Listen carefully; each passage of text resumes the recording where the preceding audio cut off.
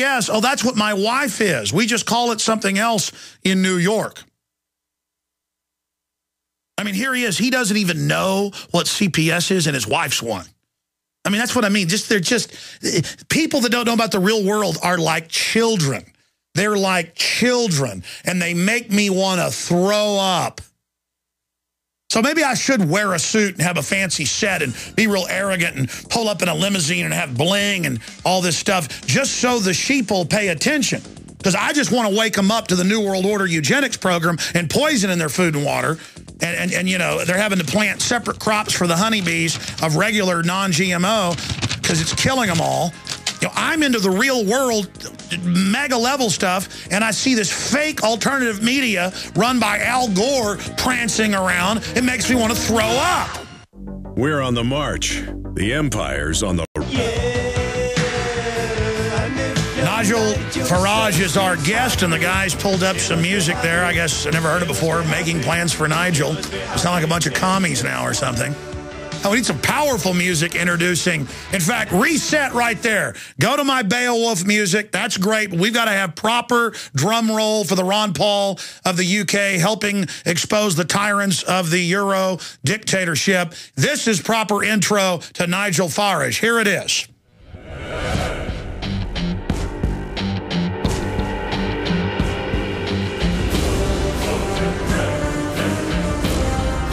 Defending national sovereignty of the UK and England, and nobody like him really standing up to Herman von Rompuy and the other scallywags there in the EU dictatorship. He's elected out of England, there to the EU Parliament, which has no authority. Upwards of 80% of their laws are made by the dictatorship. Greece is in flames. The heads of the EU admit it's a takeover. He's got breaking news with a member of the Greek government that told him something that he's going to break here.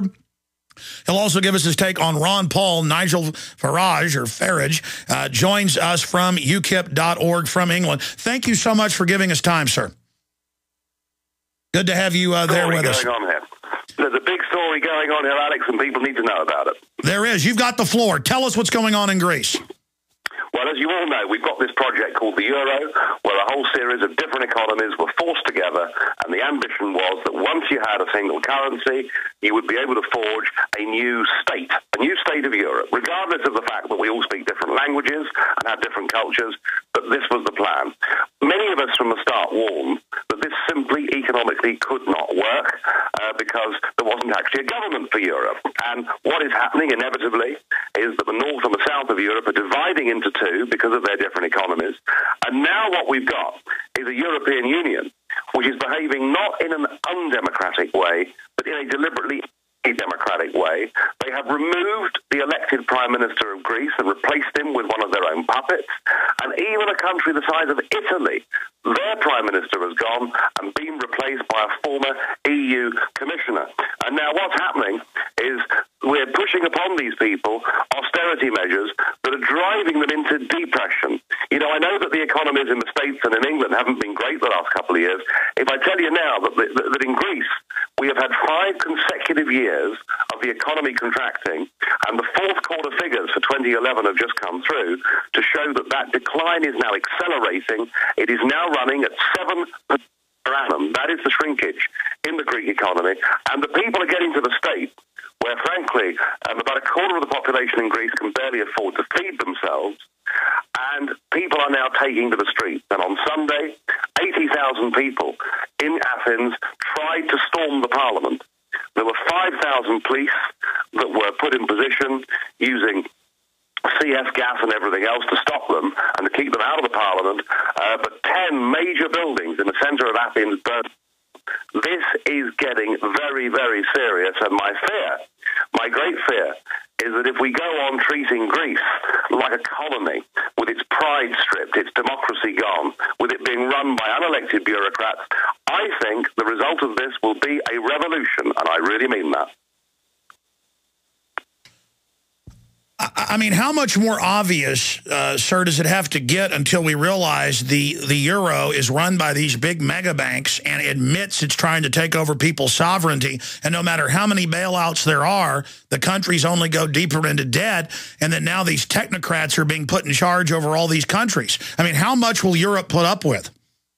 Well, that's a good question. And of course, when we talk about the bailouts, remember that all we're doing is we're giving the Greek government money so that it can pay it back to the banks that stupidly lent them the money in the first place. So none of this bailout money is actually helping the Greek people at all. And despite this dramatic fall in living standards, the current terms, and I have to say these are German-dominated terms, whether one likes it or not, that's the truth, and the current terms are for a pay cut of another 22% of all the public sector employees.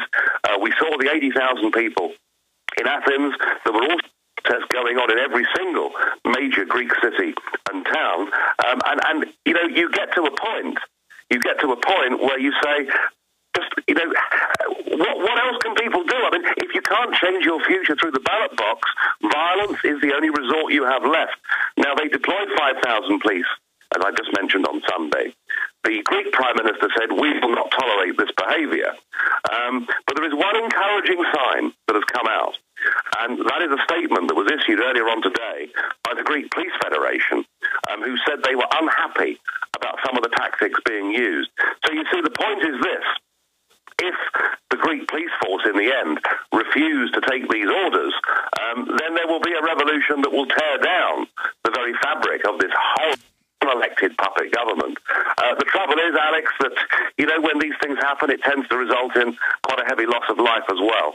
So I'm not pessimistic in the sense that I think these plans for, you know, this sort of new order of government where bureaucrats take over from Democrats, I think in the end the people are going to rebel and bring it down, but it may happen at a terrible, terrible price. Now, you, of course, helped found the UKIP party, and now it's the fastest-growing party in the UK. Your ideas of basic liberty, pretty much libertarian, school of thought, basic freedom, Magna Carta, really 1776-type ideas, is now spreading over Europe. And when I say you are now the Ron Paul, not just of England or the UK, but you're seeing now more and more in Europe itself as a focal point, because you boldly have accurately called exactly what the EU bureaucracy was going to do. But now the EU bureaucracy themselves are saying we've got to have a carbon tax on all aircraft for a global government, new world order. Now Ban Ki-moon is saying global tax, world government. Now Germany's saying, yes, no single family dwellings now to be built under carbon taxes. I mean, these are real authoritarians. I see articles out of England where they're saying the state will take control of all children at birth, and to keep your children will be probationary. I mean, it's like 1984. How much more obvious does this EU world government tyranny have to get?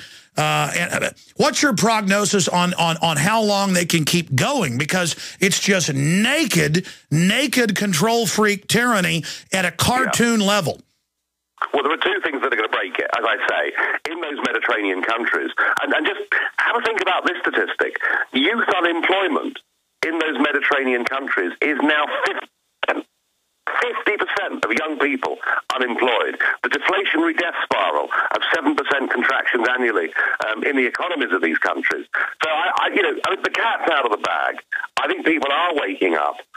What we're really waiting for, I think in many of these countries, we need some more strong leaders to emerge. We need some people with clear thinking. We need some people that understand that democracy and liberty are things that are so vital and important in a free country that indeed our grandparents actually went to war to defend those very principles that are now being surrendered.